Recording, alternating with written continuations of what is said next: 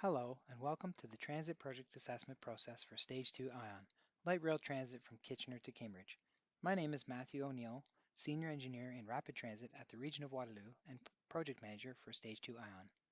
Feel free to pause this video at any time to take a closer look at the slides or just listen along. A PDF of these slides is available on the project website, regionofwaterloo.ca/stage2ion.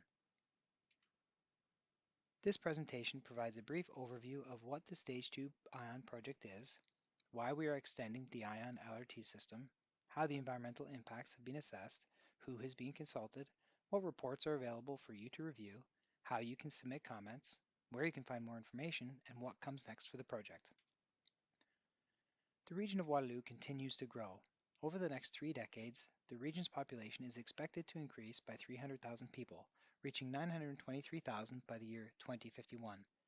Over 50% of new development in Waterloo region is happening in the existing urban areas, adding more residents and generating more jobs in our urban areas.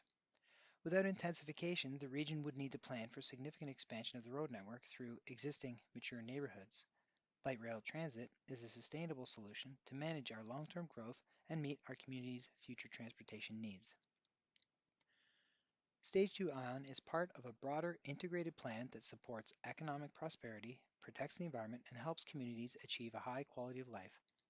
Light rail provides a fast, reliable way to travel around our urban areas for work, shopping, and entertainment. It provides people with more choice about how they move around the region and increases their ability to travel without always needing a personal vehicle. Light rail encourages more residential and commercial development in our existing urban areas. This type of development helps limit urban sprawl, reducing pressure on Waterloo Region's precious farmland and groundwater sources.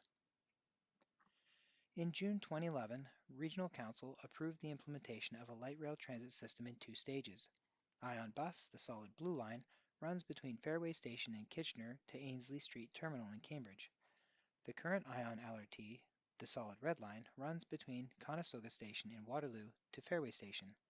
ION Bus service started in September 2015, while ION LRT service started in June 2019.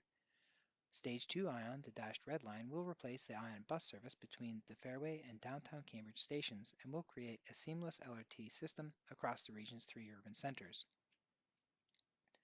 In 2015, the region of Waterloo started preparing various planning, technical, and environmental studies in support of an environmental assessment. But before the formal process could begin, we needed a single project, meaning one route. After much analysis, evaluation, and consultation, a preferred route was identified by the project team. In June 2019, Regional Council endorsed the route and station locations you see here. Stage 2 ION will add 18 kilometers of track and 8 stations to the region's LRT system.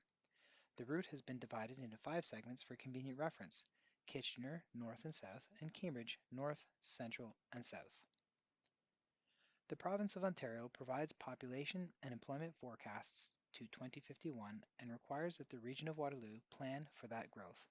The province requires that at least 50% of development occur in built-up areas, sets density targets for population and employment, and prioritizes mixed land uses in the same neighborhood, such as residential, retail, workplace, and institutional. Provincial policy is reflected in the Regional Official Plan and the Regional Transportation Master Plan. Stage 2 ION is critical to achieving the objectives of these plans, especially the intensification target, density target for greenfield areas, and mode share target. 5 years of public consultation has led to the identification of a preferred route and to a concept design. During that time, the project team has completed environmental investigations, technical analysis, and specialist reports. These have been brought together in one document called the Environmental Project Report, or EPR. The draft EPR is available for review and comment until February 12, 2021. After that, the project team will finalize the EPR, post the final EPR online, and publish the Notice of Completion. Large public projects with a potential to impact the environment must satisfy the Environmental Assessment Act. Stage 2 ION is following a special process under the Act, known as the Transit Project Assessment Process, or TPA Process. It is a streamlined process that can be completed in less than 6 months because each step has a time limit. It is focused on issues of provincial importance. The TPA process has 3 main components: preparation of the Environmental Project Report, review of the EPR, and the Minister's review. The first phase, currently underway, starts with the Notice of Commencement.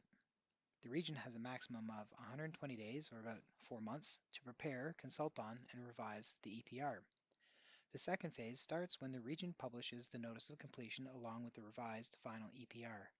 This kicks off the 30-day final EPR review by the public, agencies, and Indigenous communities. The final phase is the Minister's 35-day review period, during which the Minister of Environment, Conservation and Parks gives notice as to whether the project may proceed.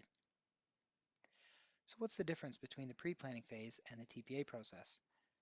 The pre-planning phase is when alternatives may be considered, while the TPA process is focused on a single proposed project. The TPA process has time limits, while the pre-planning phase does not.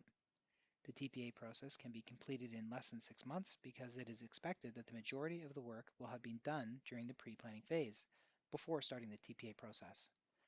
The investigations and studies done during the pre-planning phase are what's used to create the draft EPR. Projects following the Transit Project Assessment process are required to thoroughly document the project and the process in a report. For transit projects, that report is called an Environmental Project Report, or EPR. The EPR is intended to provide enough information to understand what the project is and how it will affect the natural, social, cultural, transportation, and economic environments. It is what regulatory agencies use to evaluate the project's potential environmental impacts. The EPR also demonstrates that the project has met its requirements for consultation by documenting when and how various parties have been notified, what comments were received, and how the project team responded. The EPR contains recommendations to reduce environmental impacts and commitments to undertake additional work in the future. These become requirements that the project must follow in the future as a condition of approval. The region has posted the draft EPR for review and comment. The project team will respond to comments received and will update the EPR as required and appropriate to finalize it. For more information about the Environmental Project Report, watch parts 2, 3, and 4 of this presentation video, or check out the EPR on the project website at regionofwaterloo.ca/stage2ion. Once you've had a chance to review the EPR, please do provide your comments at engagewr.ca/stage2ion or by emailing stage2ion@regionofwaterloo.ca. For updates on the project, sign up for the Stage 2 ION e-newsletter at the project website. We also welcome any comments you may have about this online engagement format.